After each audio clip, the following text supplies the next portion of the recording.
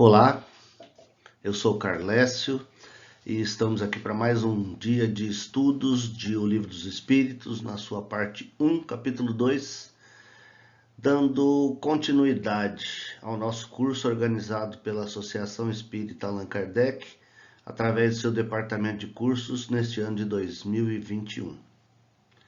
Esperamos que antes de assistir esse módulo, vocês possam já ter lido o seu conteúdo como uma maneira de entendimento melhor dos seus ensinamentos.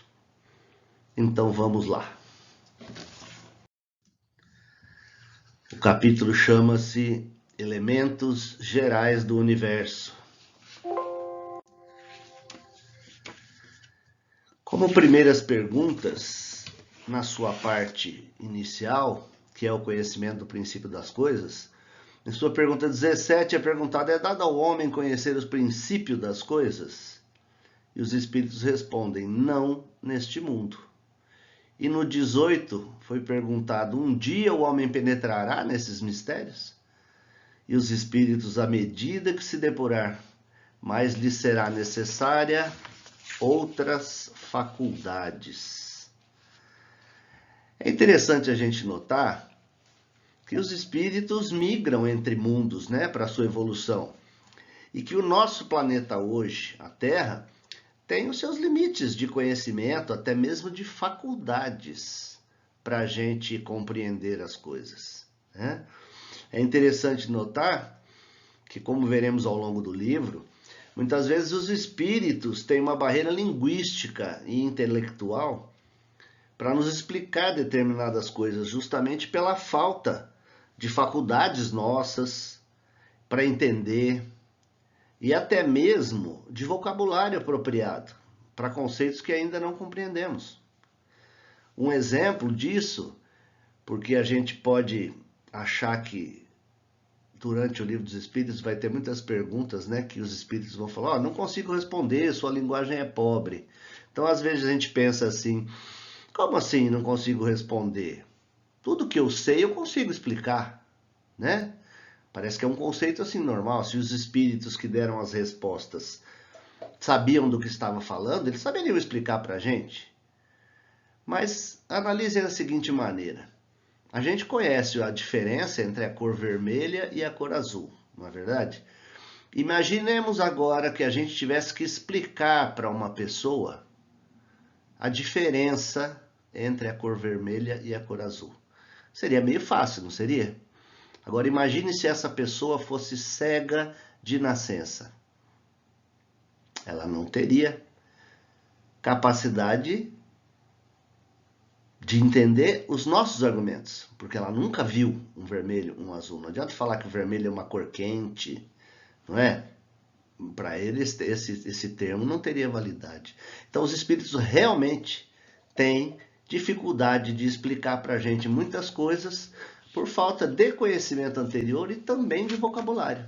Por isso que muitas vezes é perguntado: mas isso não seria mais ou menos isso? Falo: olha, do modo que vocês entendem, sim.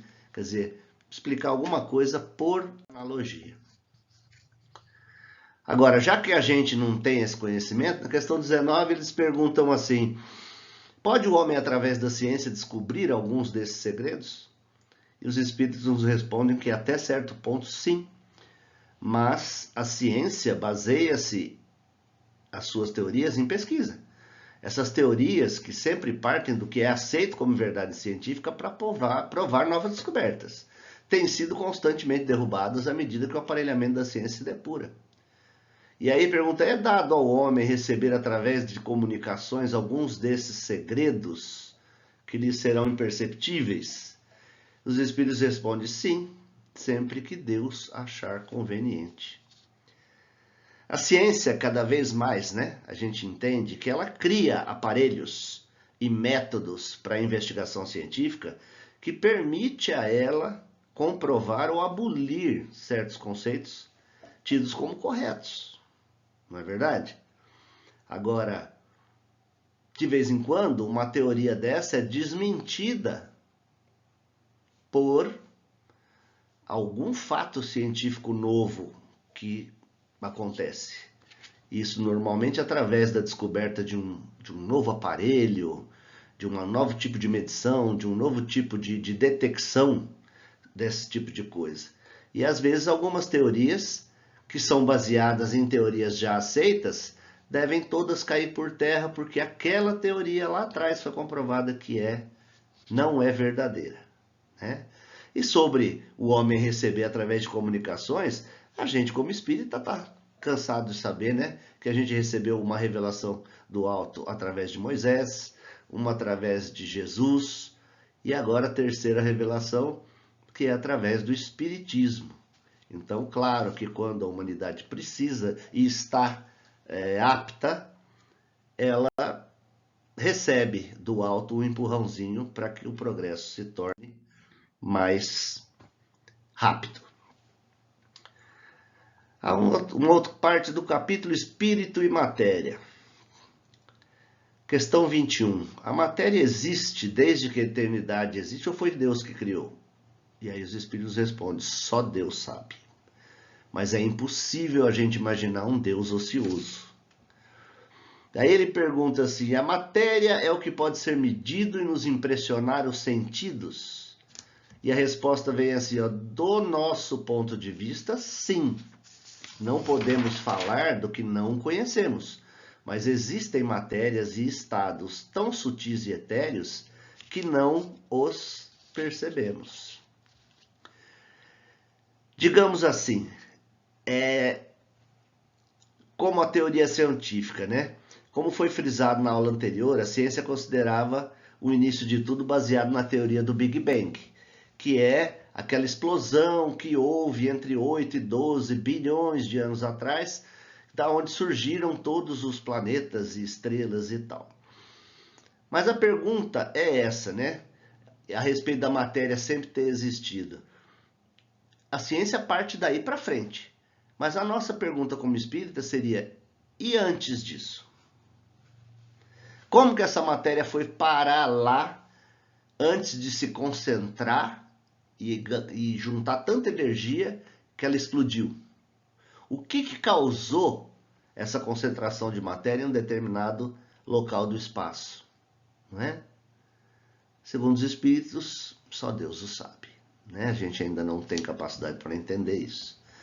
E a respeito de se matéria é aquilo que a gente pode medir, né? Que pode nos impressionar os sentidos, a gente tem que lembrar que na época do Livro dos Espíritos, né, onde foi publicado, que foi a primeira edição em 18/4/1857, um conhecimento acerca de matérias sutis, conhecimento científico a gente diz, né, a respeito de matérias sutis e etéreas, era um universo muito desconhecido. Só para citar alguns exemplos, a gente está falando aí nessa época nossa de pandemia, os vírus começaram a ser estudados e descobertos mais seriamente por Louis Pasteur, entre 1881 e 1885, ou seja, praticamente 30 anos depois da primeira publicação do Livro dos Espíritos. Os instrumentos científicos também da época eram extremamente rudimentares. As informações que se tinha do universo eram muito poucas, né, comparadas com a de hoje. E mesmo assim, bastante sem consenso, né? Não havia muito consenso nisso. Na questão 23, a pergunta é: o que é o espírito e qual a sua natureza íntima? E a resposta veio assim, ó: é o princípio inteligente do universo. Difícil descrever, pois para vós, não tendo palavras para isso, são o nada. Mas coisa nenhuma é o nada e o nada não existe. Ele não é a inteligência. A inteligência que é um atributo do espírito. E o espírito também é distinto e independente da matéria. A sua união com a matéria, em nosso mundo, é necessária para a manifestação do espírito, pois não temos organizações aptas para percebê-lo e nem para agir sobre ele, certo? Dessas definições, a gente conclui que há 3 elementos apenas no universo, né? que é Deus, lá, sozinho, espírito e matéria. Portanto, qualquer elemento que a gente analisar, não sendo Deus, que é a inteligência primeira, a inteligência suprema, causa primária de todas as coisas, nem espírito, será matéria. Se não for Deus e não for espírito, que é o princípio inteligente do universo, tudo o resto é matéria.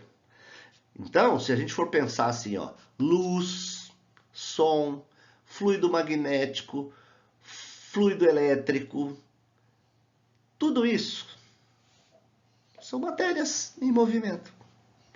O pensamento não é Deus, correto? Também não é espírito. Então é o quê? Matéria.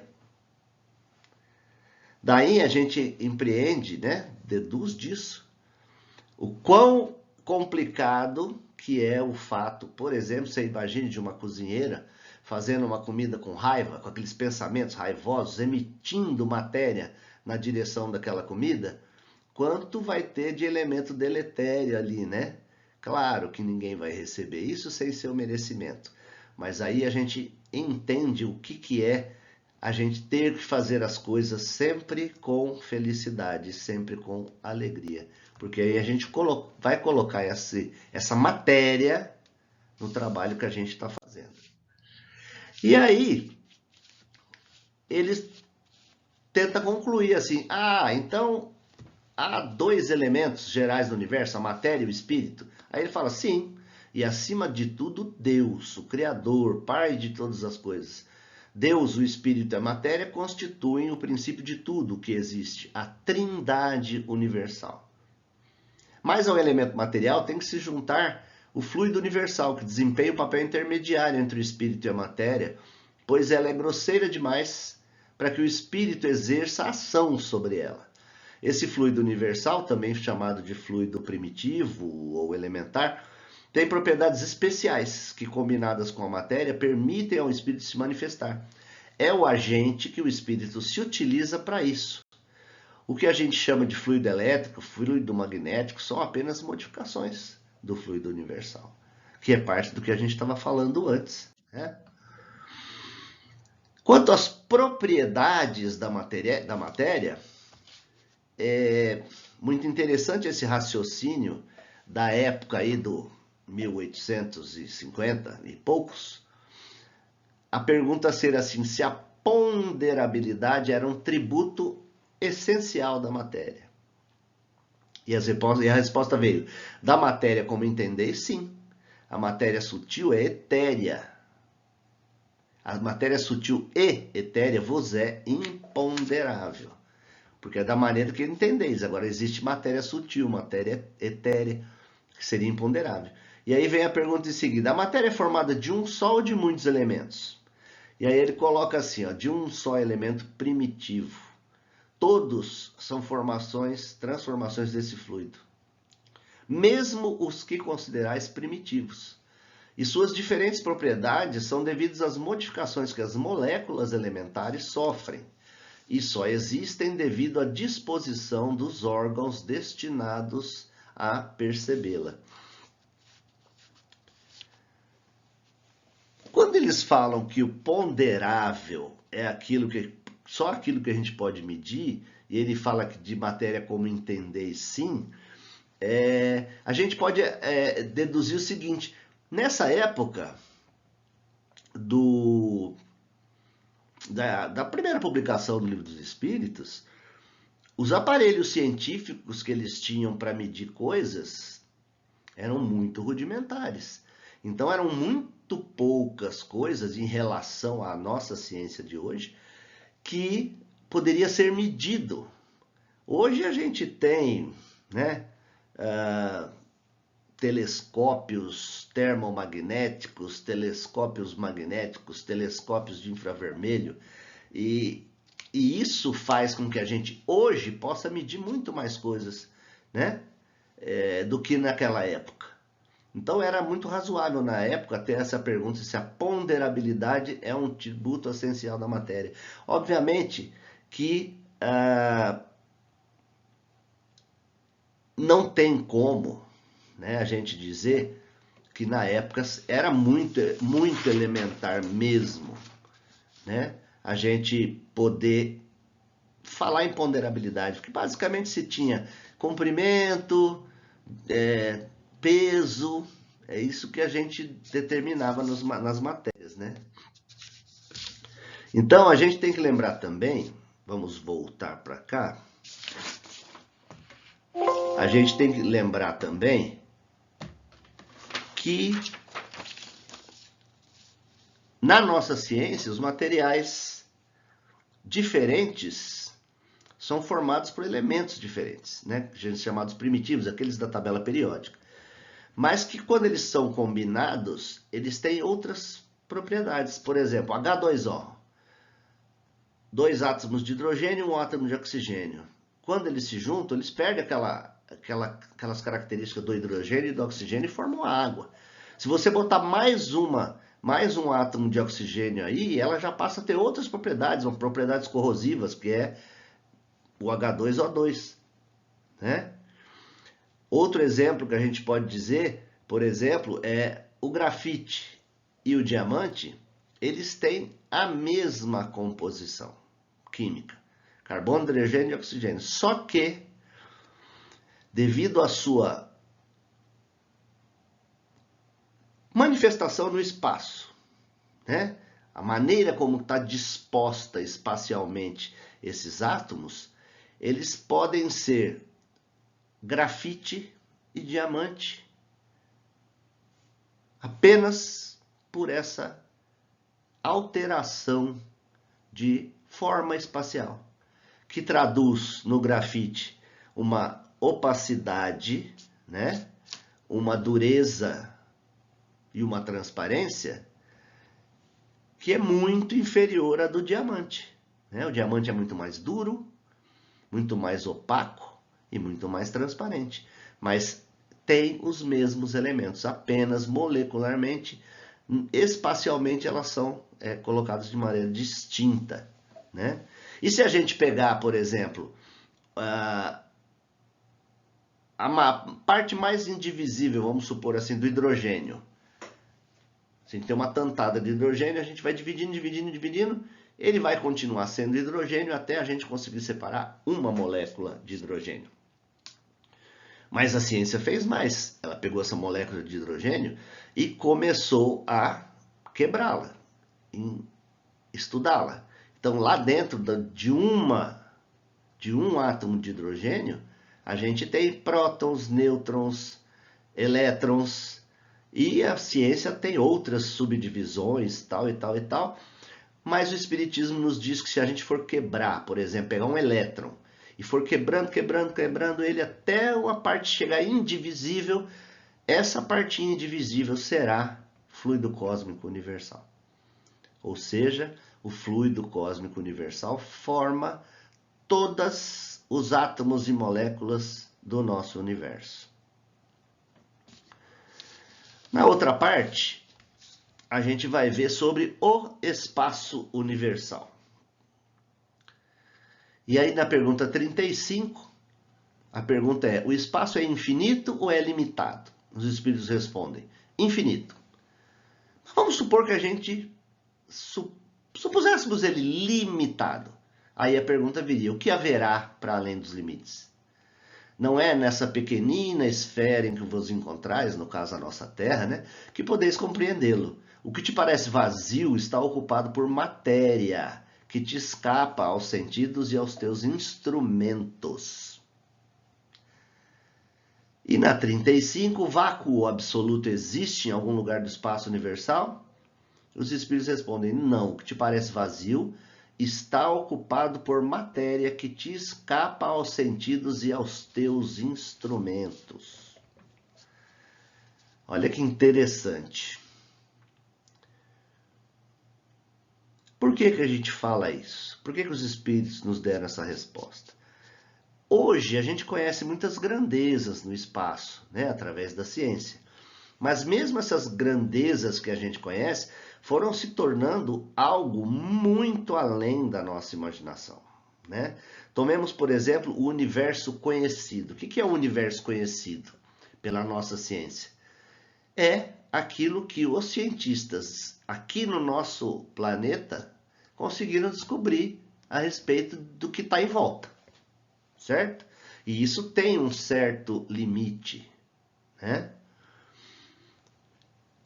No universo conhecido, as dimensões extrapolam tanto a nossa imaginação, as distâncias são tão grandes, que a ciência precisou inventar uma nova medida de distância, o ano-luz. O que se conhece de velocidade maior pela ciência é a velocidade da luz, e ela é de 300 mil quilômetros por segundo. Um ano-luz é a distância que a gente conseguiria percorrer se a gente viajasse durante um ano nesta velocidade da luz, ou seja, 300 mil quilômetros por segundo. Para nós é inimaginável, né? E essa distância fica mais inimaginável ainda. Mas só para dar um exemplinho, né? Mais para frente a gente vai colocar essas distâncias aí para a gente ter uma ideia melhor, né? Agora, o certo é falar assim, a gente não conhece tudo do universo, né? Mesmo porque a gente está aqui em cima da Terra observando nos lados que a gente consegue enxergar. Mas a nossa é uma das galáxias, né? Entre um monte de galáxias, que daqui a pouco eu vou dar um exemplinho. Então, para a gente concluir, a gente tem, tirando Deus, dois elementos gerais do universo, espírito e matéria. São conceitos fundamentais para a gente, quando a gente for analisar tudo em relação ao espiritismo, a gente ter parâmetros para isso, né? Talvez seja a parte mais importante desse capítulo, é a gente saber diferenciar espírito da matéria. O que não for espírito, com certeza será matéria, por mais imaginativo que seja. Tomando como exemplo luz, sabor, cheiro, pensamento, etc., que, não sendo Deus nem espírito, serão com certeza matéria.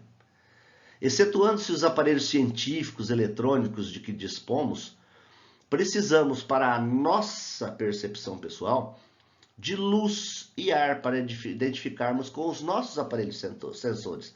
Por exemplo, os olhos só enxergam se tiver luz. Fora dessa condição, a gente não enxerga. O som, a gente só recebe nos nossos ouvidos o som se tiver ar, porque o som não se propaga no vácuo. Mesma coisa, nariz, língua, são partículas sensitivas, partículas de matéria que caem no nosso sistema, ou seja, no nosso nariz, na nossa língua, e a gente consegue identificar sabor, né? Cheiro. Mas essas são as limitações impostas por esse corpo material que a gente habita nesta encarnação, né? E, particularmente, esta encarnação, ela nos dá instrumentos muito rudimentares, porque o espírito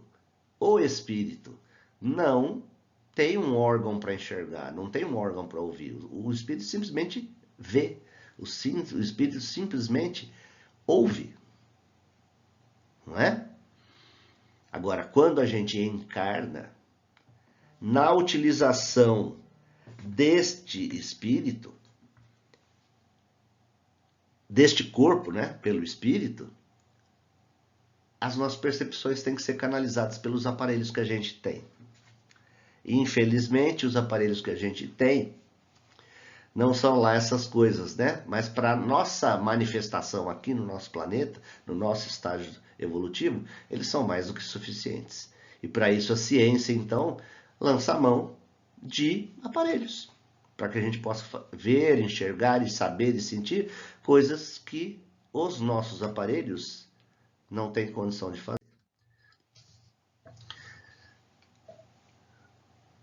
Aí eu falei, né? Devido a esses nossos instrumentos pessoais, com certeza isso limita muito a nossa capacidade de mensuração e percepção das coisas, que o espírito livre não tem, não é? E como a gente tem essa capacidade de sentido limitada, algumas capacidades do espírito não são abertas, né? Tem algumas brechas que a gente pode usufruir para outras percepções, que nos é traduzido por mediunidade, e que a gente vai ver mais adiante no curso. Então cai por terra também, com esses conceitos, não é? Como somos espíritos, aquelas falas assim, meu espírito é assim, o meu espírito é assado, pois a gente não tem espírito, né? A gente nós somos espíritos, entende?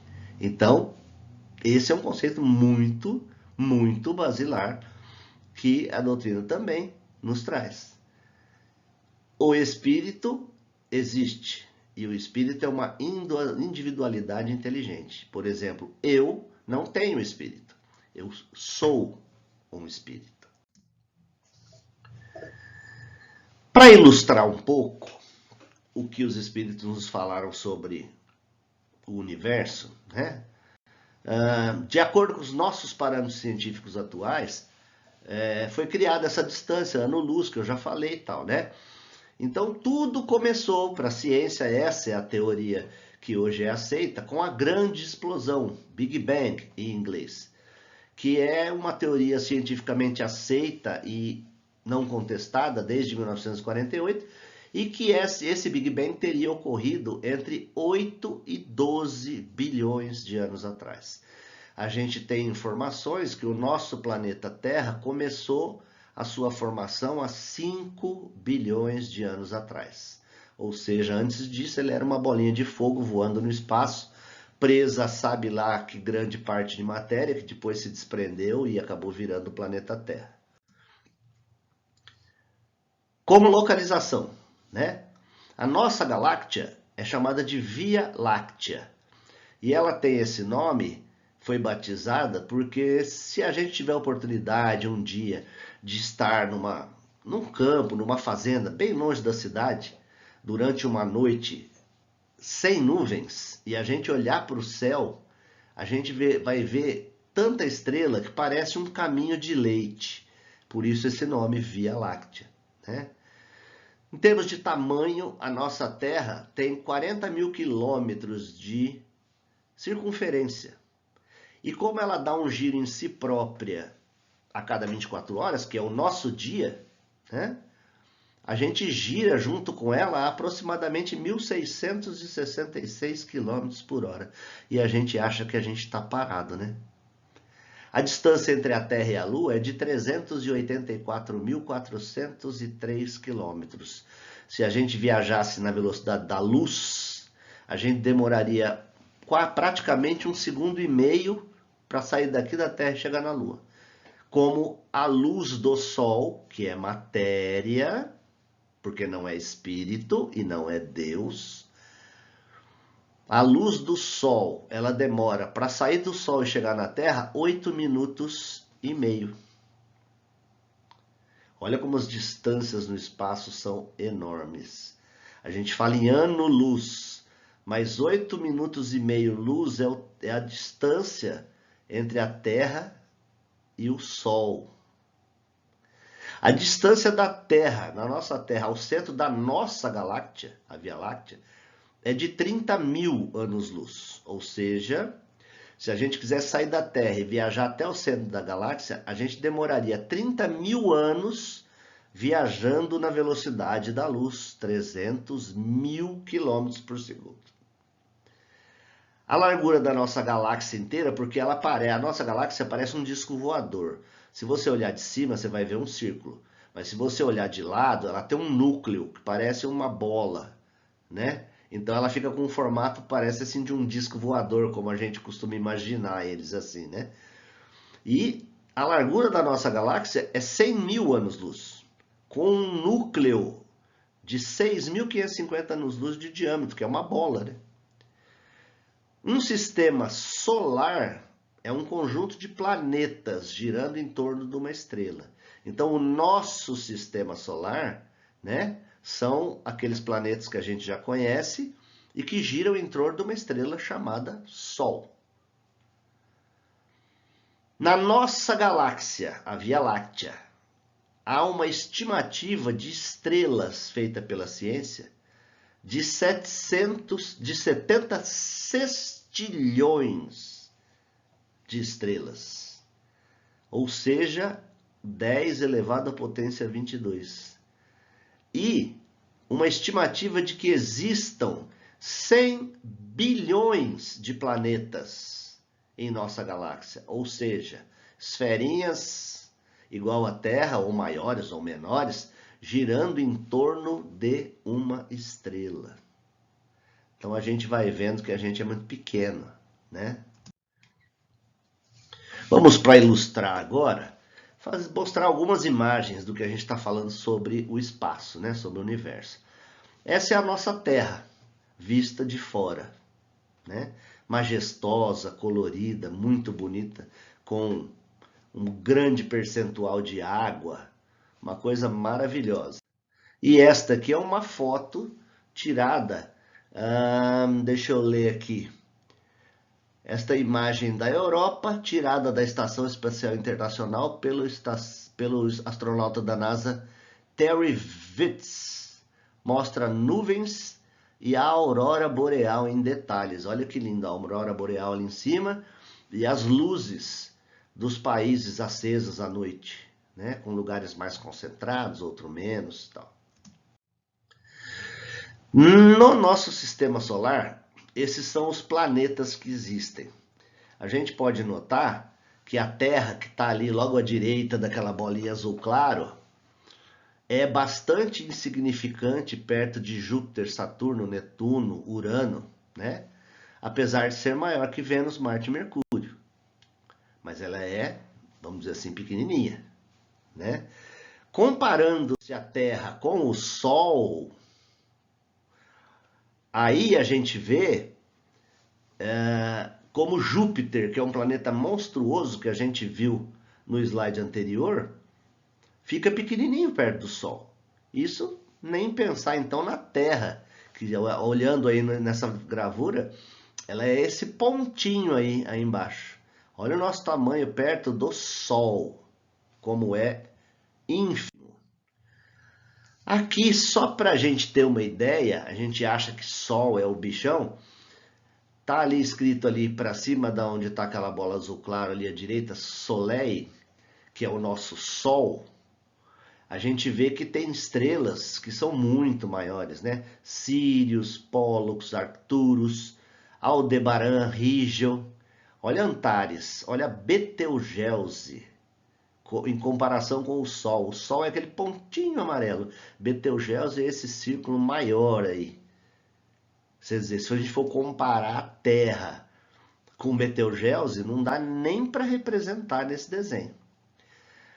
Para não parecer, né, tipo Rigel, Betelgeuse, esses nomes estranhos, eu vou mostrar para vocês onde é que fica essas estrelas. A gente tem, quando olha no céu, aquelas 3 estrelinhas juntas, que a gente costuma chamar de as 3 Marias, né? As 3 Marias são 3 estrelas que fazem parte de uma constelação chamada de Órion, o gigante caçador. Então aquele quadrilátero ali entre Rigel, Saiph, Betelgeuse, Melissa, Bellatrix é um quadrado e parece a cintura do caçador, parece o cinto, né, do caçador, essas 3 estrelas que são as 3 Marias, que tem o nome de Mintaka, Aunilã e Aunitak, né? Então quando a gente viu no desenho anterior a estrela Rigel e a estrela Betelgeuse, elas estão aí. Se você levantar o olho para o céu, numa noite sem nuvens, você vai ver as 3 Marias e você vai enxergar o gigante caçador, porque você tem esse mapinha aí, né? Então você vê, Rigel e Betelgeuse são muito maiores que o nosso Sol, mas muito maiores que o nosso Sol. Só que estão tão distantes, né, que a gente enxerga elas pequenas no céu. Mas são essas estrelas aí. Esse é um desenho esquemático da nossa Via Láctea, né? Ela tem um núcleo redondo e uns braços em espiral, porque ela gira em torno desse núcleo.